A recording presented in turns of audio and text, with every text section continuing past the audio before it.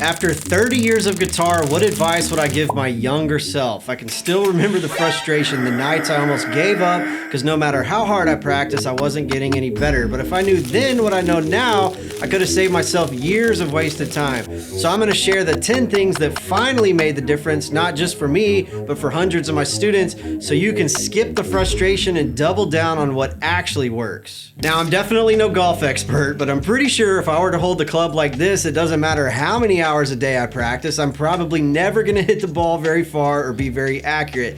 If you're not holding your hands right, it's really going to limit you on what you can do and even cause physical harm if you're doing it the wrong way.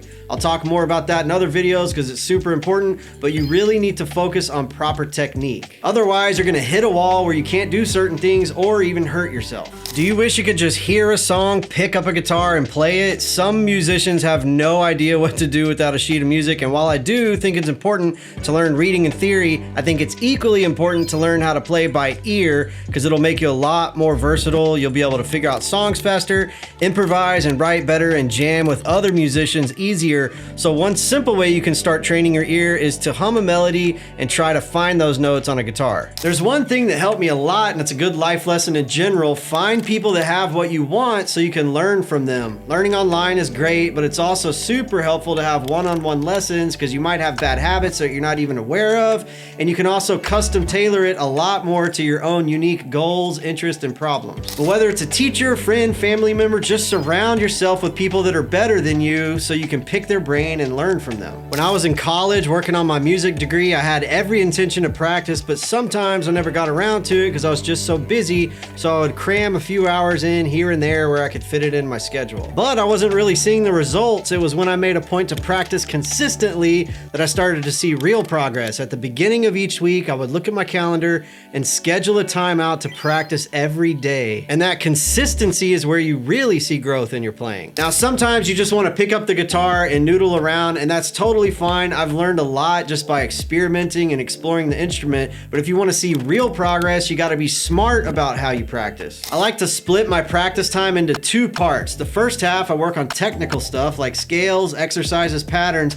and the second half I work on a song or something new I'm trying to learn. It also helps to keep a practice journal so you can write down your goals and track your progress, but the point is structure your practice and spend the first part of it working on technique. Have you ever heard a recording of your voice and thought, whoa, I sound like that? The same thing happens with your playing. What sounds awesome in your head might not be as good as you think. And it was a real eye-opener when I started doing this because I heard things I didn't even realize I was doing. You might be going fast on certain parts, or you're not as clean or dynamic as you thought. But try this out. Record yourself playing something and then listen back and see what you need to work on. Now, this is something I wish someone would have told me when I started. Don't just stick to one style of music. If you're into rock, learn some jazz. If you're into blues, try some classical. Every style gives you something different. Jazz will help you level up your chord knowledge. Classical will help your finger picking. Metal will help you build speed and precision. So even if you're not into it, learn different styles because it'll make you a more versatile player, and it'll also start to help you find your style and voice on the instrument. And if you only take one thing away from this video, let it be this: play it more times right than wrong. Break things down into small chunks, play it slow, practice with a metronome, you better do it, and then repeat until you can play it perfectly without messing up over and over. And everyone loves to pick up an instrument and play what they know, but make sure you take the time to practice the things you suck at, otherwise you're not really improving. But practicing the right way has made the biggest difference in my playing by far. When I first started out, I was mostly self-taught and learned by ear, and I could do a bunch of cool stuff, but I had literally no idea what I was doing. But when I learned how to read music and started to understand theory, it all just kind of clicked. And yeah, plenty of amazing musicians don't read music, but for me, I felt like I was on an island wandering around with no clue where I was going. And once I learned reading and theory, it was like I'd been given a map, and now I understood how it all connected, where I could go, and why certain things sounded good together. Another thing that helped it all connect and make sense was this last one: understanding theory, collaborating with other musicians, learning songs and scales become easier when you know this. And I know it seems intimidating, but I've got a secret. You don't have to learn where every single note on the guitar is all at once.